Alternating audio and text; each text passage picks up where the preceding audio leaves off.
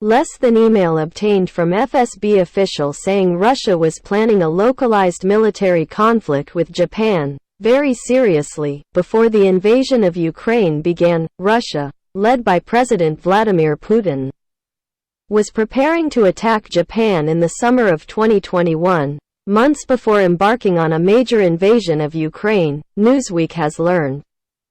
This was revealed in an email from a Russian Federal Security Service, FSB, whistleblower.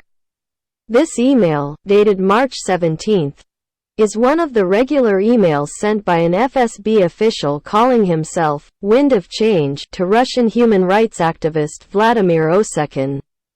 Osekin, who runs the Russian corruption site Gulagu.net, is currently living in exile in France.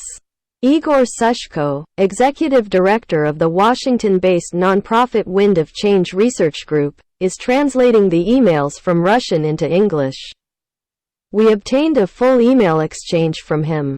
The whistleblower emails released by Osekin have been analyzed by Christo Grashev, an FSB expert and head of the open-source investigative journalism agency Bellingcat. When Grosjev showed the email to an acquaintance of an FSB, current and former, employee, he said, "It must have been written by an FSB colleague." An email from a whistleblower Osekin received in March said that in August 2021 Russia was preparing quite seriously for a localized military conflict against Japan. Has been written. The FSB whistleblower said it was months later that Russia turned its attack on Ukraine. There was a high probability that Japan and Russia would enter into a serious confrontation, possibly leading to war. In the end, Ukraine was chosen. The scenario itself did not change much, but the reason was it's not for me to answer, the email said. For Russia, the Northern Territories are a trump card. The whistleblower details the deployment of electronic warfare helicopters targeting Japan.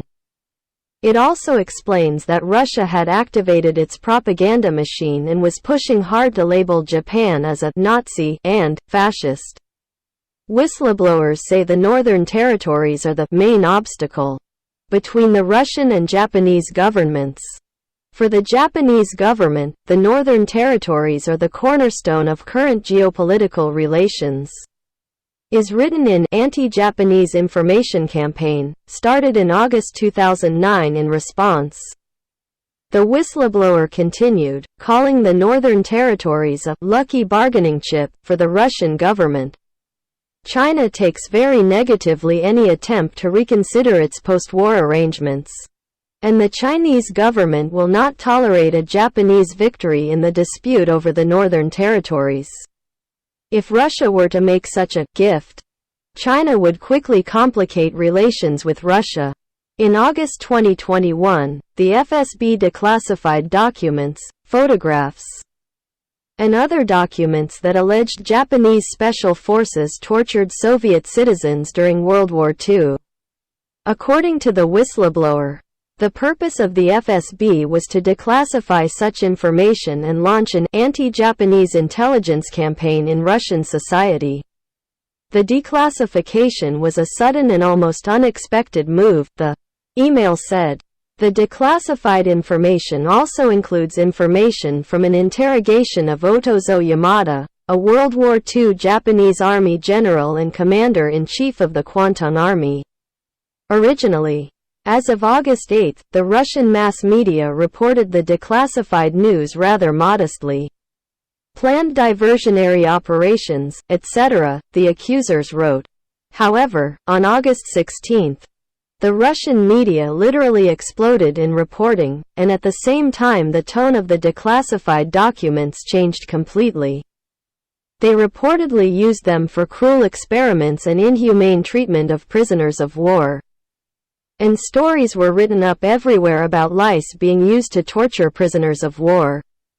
They replaced the war partner with Ukraine. In the end, however, this military attack plan was never carried out. They have replaced Japan with Ukraine as their war partner, the whistleblower continues. In any case, they are insane.